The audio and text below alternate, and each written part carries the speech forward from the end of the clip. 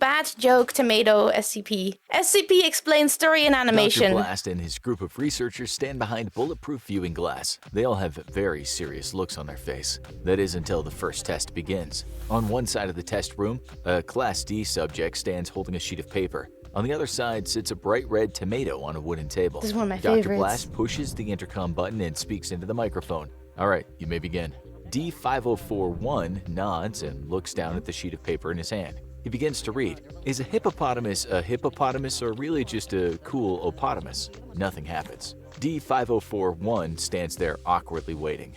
A man next to Dr. Blast in the observation room snickers. Dr. Blast jerks his head toward the researcher and stares him down. This is not a laughing matter, Blast says. The reprimanded researcher clears his throat and stands up straight. Sorry, sir. Dr. Blast leans over and pushes the microphone button again. Proceed to the next joke, D5041. The man on the other side of the glass Okay, but how was that not a bad joke? How was that not a bad joke? That was a terrible joke. nods and pulls a second sheet of paper out from behind the first. What's an archaeologist? Someone whose career is in ruins, says D5041. A moment after he finishes the joke, the ripe red tomato launches itself off the table and flies toward the face of D5041. The tomato is clocked at moving 104 miles per hour. D5041 has no time to move before the tomato slams into his nose, instantly breaking it. The men in the observation room behind the bulletproof glass do their best to hold back their laughter. Dr. Blast grumbles as he jots down notes on his clipboard. He just got socked in the face, broke his nose, and they're laughing. It appears that SCP-504 has a certain taste in jokes, he says to the rest of the researchers in the room. This elicits a slight chuckle. This might indicate sapience. I hope not. Clear the room and bring in the next subject. Medical personnel and a team of custodial staff enter the room. The physicians tend to D5041's nose and carry him out. The custodians clean the remnants of the tomato off the floor, walls, and ceiling. Okay, but what's They tomato exit, and what's leaving blood? the room completely empty. A moment later, the door opens and another ordinary-looking tomato is brought in Another? and placed on the desk. The SCP agent who brought in the tomato leaves. D5042 enters the room a moment later with a sheet of paper in his hand. He stands on the far side of the room away from the SCP-504 tomato sitting on the table. He nervously brings the paper close to his face to read what's on it. 3 tomatoes are walking down the street, D5042 says with a little shake in his voice. He had seen D5041 exit the room just before he entered, with blood and tomato paste running down his face. A papa tomato, a mama tomato, and a little baby tomato. Baby tomato starts lagging behind. Papa Tomato gets very angry, goes over to the baby tomato Oh no, and it's a ketchup smushes him joke. and says, "Ketchup." The new SCP-504 tomato immediately goes flying from the table straight toward the joke teller. This time, the tomato is clocked at 264 miles per hour when it slams into the face of D5042. Does that kill him? The impact immediately renders him unconscious. After the first It didn't kill him. It did not even kill him. I actually love the crappy vector animation because at least it isn't AI slop. Yeah, exactly. I love my slop made by man. I love my slop made by man. That much speed should have killed him, right? I don't care in what state the tomato is. That should have killed him, right? few trials, Dr. Blast decides that it's time to take things up a notch. The Foundation has collected hundreds of SCP-504 tomatoes, so there is no shortage. How many are there? Where did they come from? I think they have a plant. I think this is more than just a plant. I think they have an entire field. They have like an entire greenhouse. Plantation, that too. After the room is cleaned once again, a medical team removes the unconscious Class D personnel who was knocked out by the previous SCP-504 experiment, and they're ready to begin again. This time, there will be terrible consequences for their actions. D5043 Do they keep getting faster? Do they keep getting worse? enters the room. The SCP-504 tomato has already been placed on the table. Shouldn't they- Begin, Dr. Blast says into the microphone. The Class D personnel reads the joke on the sheet of paper he's holding. So I was going to bed and Are my these brother just told me, prisoners? "Good night, don't let the bedbugs stick their proboscis in your skin and suck your blood." D5043 pauses for a beat. "Good luck on a healthy dermis," he ends the joke. For 2 seconds, there's no reaction from SCP-504. Dr. Blast thinks this terrible joke just wasn't one that SCP-504 could understand. Suddenly, there's a loud crack. D5043 falls to the floor. Tomato covers where his face once was. When Dr. Blast and the other researchers go back and slow down the video, they witness the SCP-504 tomato traveling so quickly that it broke the sound barrier. The tomato impacted the joke teller at an unfathomable speed, instantly killing him. Dr. Blast decides that he needs to be more careful when choosing jokes for the safety of everyone involved. I was about to say, don't they need like a little bit more protective measures or something like that? Like it would be good if they were, I don't know, behind glass. Tomato joke that will make you pizza your pants. If that tomato could read, he would be very upset right now. Just give them a helmet. Just anything at all. Give them a shield. Put them behind glass. Like, it broke the sound barrier. It should have exploded mid-air. Perhaps a crossbreed between SCP-504 and regular tomatoes will yield different results. After the unfortunate death of D5043, the research team waits a few days before experimenting with new Are they eating it? Are they eating the tomato? strains of SCP-504. 3 different crossbreeds are brought into the room and placed equidistant from each other on the table. D5044 enters the room. Dr. Blast presses the intercom button and orders him to begin.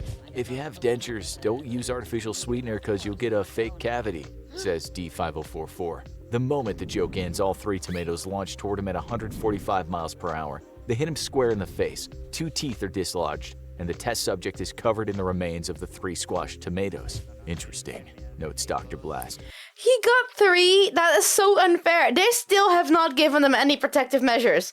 No shield, no glass window, no like anything. Not even a helmet. They did not give bro anything. They should give him a bomb suit, but no. Dr. Blast is a menace.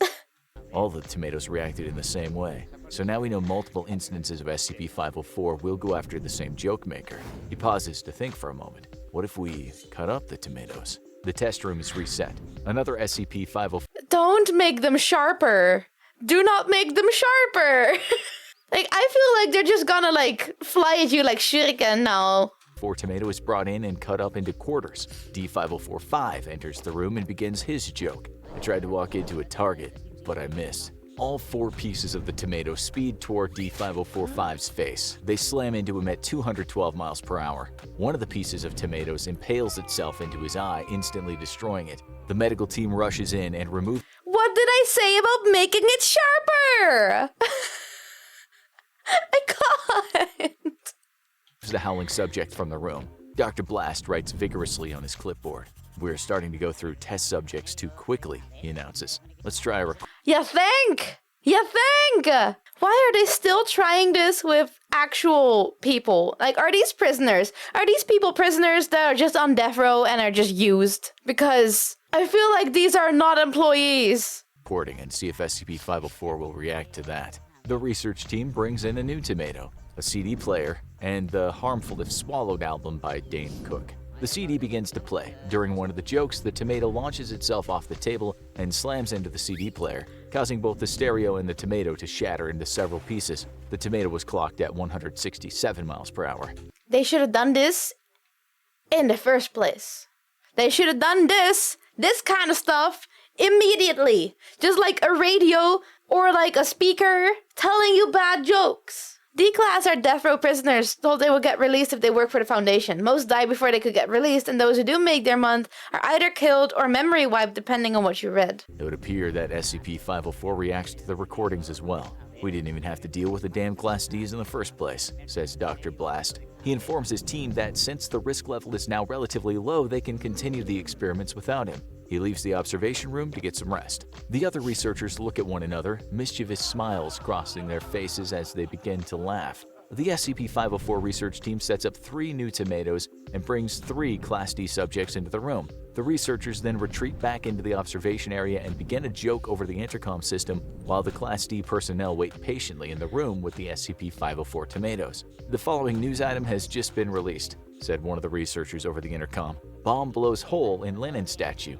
The first test subject finishes the joke with the ending written on his sheet of paper. Ooh, that's gonna leave a marks, test subject 1 says. The first tomato twitches, but does not leave its location on the table. The second test subject reads from his paper. BBC is just stalling the good news. The second tomato leaves the table at 152 miles per hour. Oh, just and one of slams into them? the jaw of the second test subject, causing a hairline fracture and a chipped tooth. The third test subject looks at the ending to the joke on his paper and begins to shake nervously. He speaks 2 words which he knows will not end well for him.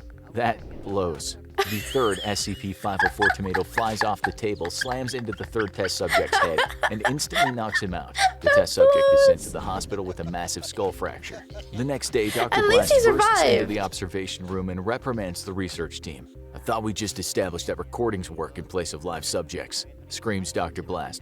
I know how much you guys hate Class Ds, especially D504-12, but the poor guy might not ever recover before his termination rolls around. I'm making it clear right now that whoever oversaw this round of testing is getting serious reprimand. The same goes for whoever leaked its video logs to the staff. Everyone is silent. From somewhere within the group of researchers, there's a snicker. Then they all break out in laughter. After this incident, no Class Ds or other personnel are used in research being conducted on SCP-504. The research team wheels in a television playing the Sarah Palin and Hillary Clinton SNL skit. The tomato shows signs of confusion as it flies off the table. What do you mean, sounds of confusion? How does a tomato show signs of confusion? How is a tomato confused?